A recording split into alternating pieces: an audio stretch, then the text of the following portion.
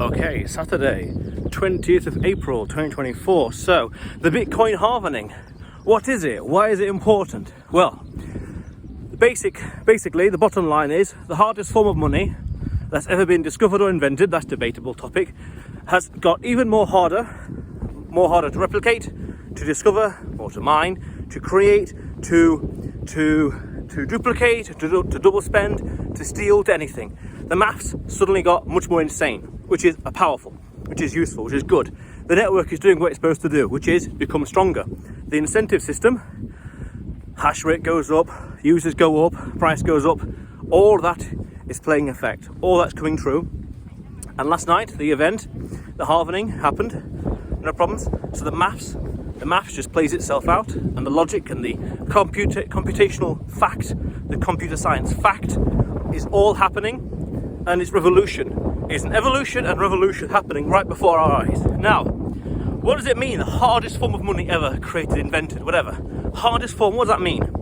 So throughout history, the civilizations that have had stronger, harder to duplicate, to recreate, to mine, to craft forms of money outperformed those who had weaker forms of money.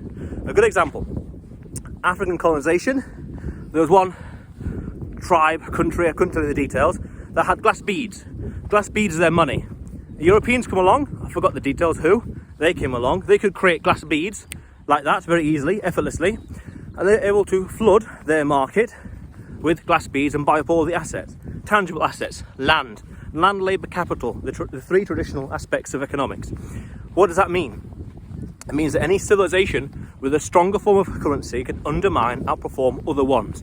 What does that mean? That means they can do better, meaning they can outperform, be stronger, be more successful, meaning those with weaker forms of money die off. Figuratively, metaphorically, spiritually, you name it. Why? The society becomes unviable when someone else can flood the market with their form of money and buy up everything. Buy everything, products, goods, services, you name it, and all kinds of things. Now, what does that mean? That means the Bitcoin halving, that Bitcoin now, the inflation rate, the rate at which it is being created, let's say, or comes into existence every 10 or so minutes, on what's called the blockchain or time chain, as some people would call it, and now become much more difficult, much more scarce, much more rare, meaning it's even harder now to create Bitcoin because the maths and the difficulty adjustments, all these things come together, what's called emergent behavior. All these different facts, all these different technologies, all these different mathematics come together to create something much more powerful. Now, that means that at 0.084 inflation rate per year, Bitcoin is now much more mathematically secure than, say, other forms of money, than, say, gold, for example. What does that mean? That means then now we have a form of money, a form of currency, well, no, money, not currency, a form of money which is superior to anything else out there. Because understand this economic fact. The higher the price of something goes, the more people are incentivized to create more of it. So then the alternative to Bitcoin will be gold. Now, the higher the price of gold goes, the more incentivized miners are, physical gold miners, to go out into the world and dig. Exploration, discovery, whatever else. They're more incentivized. This is basic economics. Now, beyond that, what does that mean? It means that no matter where the price of Bitcoin goes, wherever the incentives takes you, the maths, all the computer science is the same. It can't be created any faster. No matter how high the price goes, the computational fact, the mathematical facts always kick in, and it cannot be created any faster. So if supply is consistent, actually it's going down because the halving by default, by definition, but the demand stays the same, and the miners, the auditors, let's say, on the ledger, some would say, if they can't go any faster, gotta be careful around here, if it can't go any faster, what does that mean? Supply goes down, demand stays the same or goes up. It would go up because of hash rate. Again, there's this flywheel of incentives. As the hash rate goes up, it becomes more secure, exponentially more secure. And as the price goes up and more users, the whole network gets stronger and stronger. So what does that mean? That as more people use it, and as the price goes up, the miners can't create any more. So it becomes this form of money, this evolution, this revolution of money, that is exponentially harder to hack, and it's incredibly difficult to create more of it. The difficulty adjustment and the halving event itself. This is all computer and mathematical fact. This is all this isn't hyperbole. This isn't speculation. This is all mathematical fact. It's computer science. Now, what does that mean? It means that humanity as a civilization now has a form of currency that is, as I always say on this channel, money you can own, money you can spend, apolitical, deflationary, and with a fixed supply, and that now is even scarcer. The key word there is scarce or rare. It's even rarer than gold, even more valuable and more. Well, no, that's not valuable. Let's say more useful than gold, because now we have this kind of money, which is a revolution that changes everything. All economic models are broken because nothing in the past has been an open ledger or with a fixed supply and digital. This changes all economic models, and again, this is all mathematical fact. This is all computer science fact. This isn't speculation. This is not hyperbole. This is all maths. Now, what does that mean? That all economic models change because nothing in the past has had a fixed supply nor been digital. That means everything around us will change in one way or another. Now, this is a bit of speculation because we're talking 15, 20, 30 years into the future here, meaning that all incentives, all business models will be affected by this.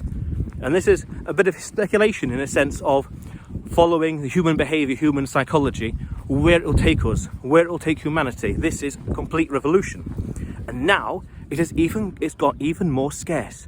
The halving is every 4 years on a leap year, also on the presidential years. It makes things more and more scarce, more and more valuable. This changes everything. And we're on what, fourth epoch now? We've only just gotten started. Now, so it's going to get rarer every 4 years. It's going to get harder and harder to mine. And as the adoption increases, more people are using it. And not everyone needs to use it. Not every single person needs to use it either in day-to-day life. Just the key figures, key people in charge, key decision makers in key industries. They need to understand it. Or they will. They are understanding it. I wouldn't be surprised if all kinds of people behind the scenes are using it and adopting it. And it's crazy what's happening in El Salvador, where it's legal tender there, and people are using Lightning Network to pay for things. What does that tell you? That shows that people are using it practically on a day-to-day basis. The next mental leap will be going to a Bitcoin standard, where you're pricing everything in Bitcoin as opposed to US dollar. And that itself is a complete change in the incentives, in the whole economic system. That's happening. That's slowly. That'll be 15 to 30 or so years from now. But this is all follow the logic, follow the maths, follow the incentives, and it's going to go that way. Because I always say on this channel, I'm quoting Simply Bitcoin, the podcast, why work for money that can be printed at will instead of working for a harder form of money that can't be, you have to work for. This goes into the whole proof of work mechanism.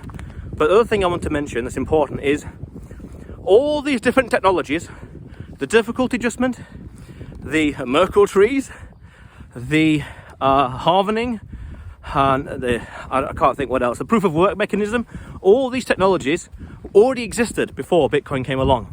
Satoshi put them all together, and with maybe the right combination, the right settings, the right features, perfect. It creates this superior form of money, because it can't be debased, it can't be copied, and it increasingly can't be hacked. And when you have 6 confirmations, that's basically that confirmation you did when it's on the time chain or the blockchain. That's basically it. It's in there forever. The past is in stone, would say. And the future is open, it's wide open. So it changes everything. The incentives. Why? Because now we've got money that can't be reversed. The transactions can't be reversed. And what does that mean? Why is that important? Well, that means now we have to have more trust signals as a vendor. We have to give more evidence that we are trustworthy for people to spend their Bitcoin and to buy things from me. And then also at the same time, this is in economics, we've got this interesting concept called opportunity cost of capital. Opportunity cost of capital. If we're thinking that this is going to go up by this much in 1 year, then would I buy this thing over here, which is going to depreciate in the same time frame? Is it worth it? Is it worth spending the Bitcoin to buy this? Yes, no, maybe. That's a very subjective question. I've talked about that in the past. But it has to be something that saves you time, or saves your life, or improves your lifestyle. But that third one is a very subjective opinion. And these things are going to kick in. This is happening. This is happening behind the scenes now in El Salvador. It's happening, whether people understand it or not, in places like Argentina, where the currency is collapsing. Lebanon, it's happening there. It's changing the world behind the scenes. It won't be so evident in the rich countries, in the Western countries. They're too rich. The inflation rate is too little, 2%. It's too minuscule. But in the other countries, Lebanon, Argentina, you name it, they're going to see it. They're going to understand. It becomes instinctual. They're going to see why the technology is superior and why would they care? Because they can see it in front of their eyes. This is powerful. This, as I said, this is revolutionary and evolutionary technology. Evolutionary in a sense of now we have a stronger form of currency that can't be copied so easily, the halvening and difficulty adjustment, and the other one, which one? Revolutionary because it changes human incentives. It changes how we behave, how we interact. Is it worth my time doing this or that or buying this, buying that? Yes, no, maybe. That's going to change everything. And the halvening is just the latest event. So now we have a money that's going to push, some would even say, humanity into the next civilization, the next epoch. This is called like the Kondrashev waves, where humanity is using more forms of energy and taking it into the space age. But that's way into the future. That's 50, 100 years, easily. That's way into the future. But still, and people are theorizing and looking at this. Now, of course, it's speculation, it's history, of course.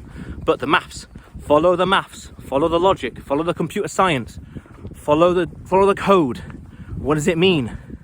What does it mean for technology, human incentives, economics? You name it. You tell me. What does it mean for inflation, human behavior? This is, again, revolutionary stuff. But otherwise, it's been a nice talk. And here I am in the cliffs of Moa in Ireland. Let's get one quick picture. Have a look at that. Very nice. But otherwise, you will see me tomorrow.